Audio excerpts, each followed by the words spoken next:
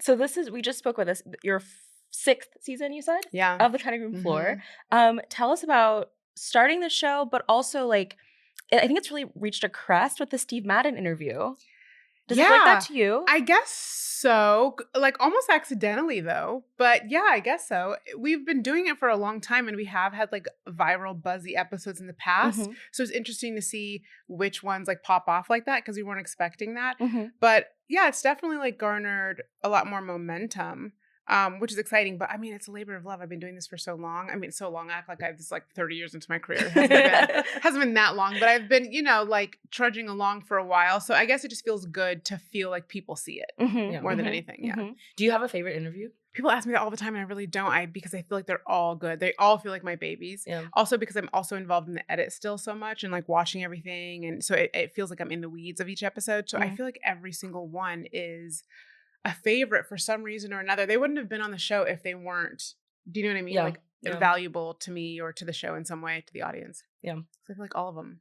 They're your babies. They're all my babies. The Steve one was special just because it was recent and it was fun and it was lighthearted and it just like went super viral and we just weren't expecting that.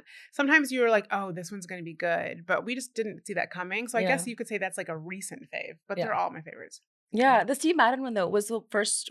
I don't know. It's like rare to see a podcast interview transfer into like real life. I saw Black girls on TikTok being like, wait, let me get some Steve Maddens actually. Let me get my hands on some of those jelly flats because like I love him now. Like you really introduced him to like a new audience of people who are not super fashiony maybe and who hadn't like connected Steve Madden as a real person who like has a lot of opinions. But do you think I introduced him to new people? I feel like everybody knows. Truly, no, I had no idea. My conception of Steve Madden before this interview was like the little bit of him in Wolf of Wall Street, which is like not even him. Oh, see, I didn't even know that. That was new to me, the Wolf of Wall Street really? thing. I didn't even know he had anything to do with that story. So that, but did you know what he would you when you say introduce, you mean just like his face? But you knew the brand. Face, personality. Yeah, I knew the brand, but like face, personality, that he's like kind of a loudmouth. But I think I commented on your Instagram, like, we need him as a recurring guest. Oh, you did? He was I think you guys had a really excellent rapport. Yeah. Like, two straight shooters. I really liked it. Yeah, he's hilarious. I actually just had lunch with him. He's hilarious. Yeah, two no bullshitters.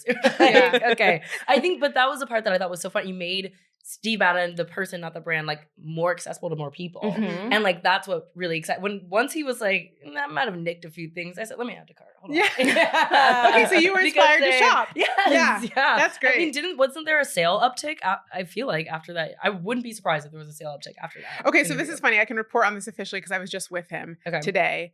Somebody on TikTok said that like sales went up $100 million. That was completely speculative. I don't know who that was, but they did say that the kind of Row knockoff jelly flats started to sell like crazy. Wow. So that's cool. That's your impact. Wow. I Get love your that. 10%. Okay. Right? Steve, if you're watching. So that's cool. I don't know about like uptick in just sales overall, but like, obviously that product I think performed. I'm going to attribute that to you and also attribute Drake sounding like mall music, bringing like something to the masses. I know. Drake sounds like music to quote. be in commerce. How's Drake doing? Has anybody checked on him? Well, have you seen his abs? Not great. Etch-a-sketch abs? Stop. Yes. Let me pull it up. No, my phone.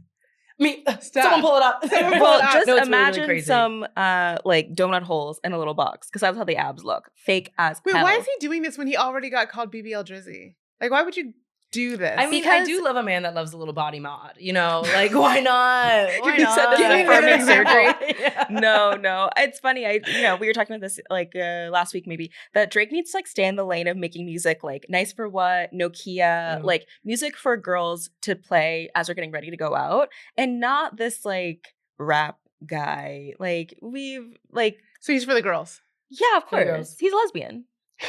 Don't do that. Well, it's That's true. Not yours. It's true. Put it down. It's That's true. not yours. No, I mean, I get what you're saying. Nice for Although I don't know. I know men who really love Drake.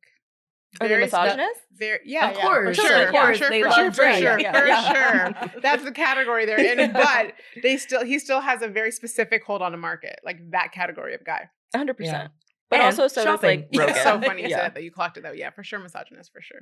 I've never met someone who said they're a Drake fan that is a misogynist. And that includes Hunter Harris. I don't support I don't support all women. You bitches are very dumb.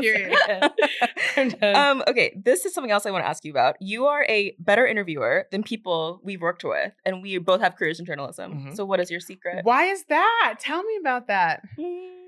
I think there's a lot of like culture of offending people, culture of fear, like the kind of access journalism. Mm-hmm. Yeah. A lot of the big places. You don't play nice, but you play fair. I actually think I do play nice. Actually, really? Ooh. Okay, well, it's not to say the antithesis of that is like being mean, but I think yeah.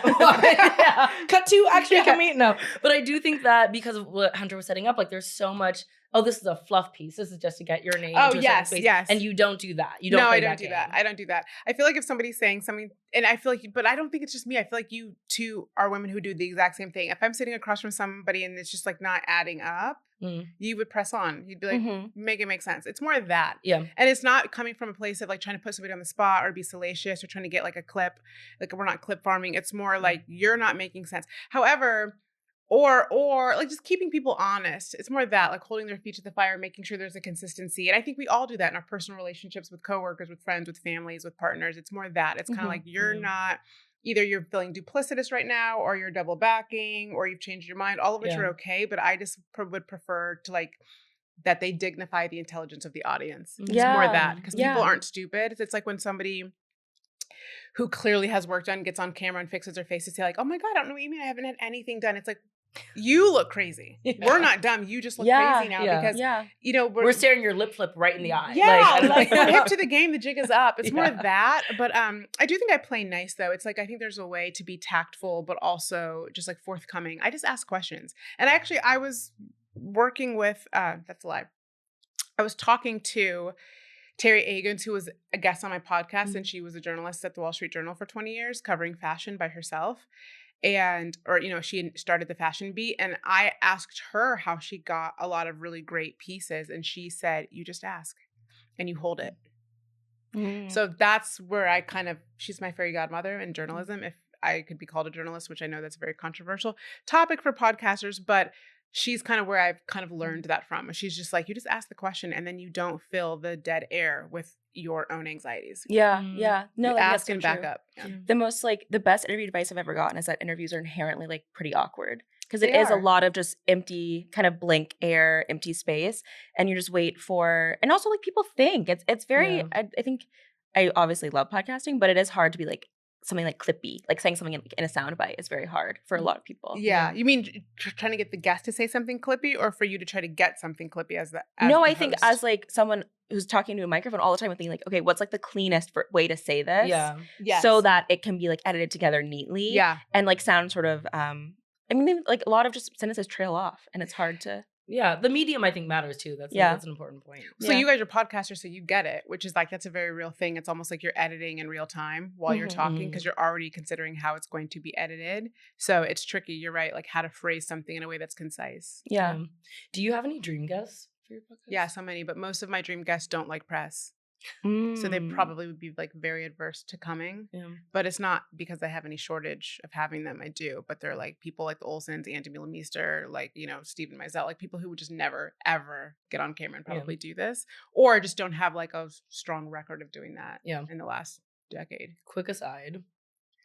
We always say every Black girl needs a white bitch they don't play about. Are the Olsen twins yours? For sure. I knew it.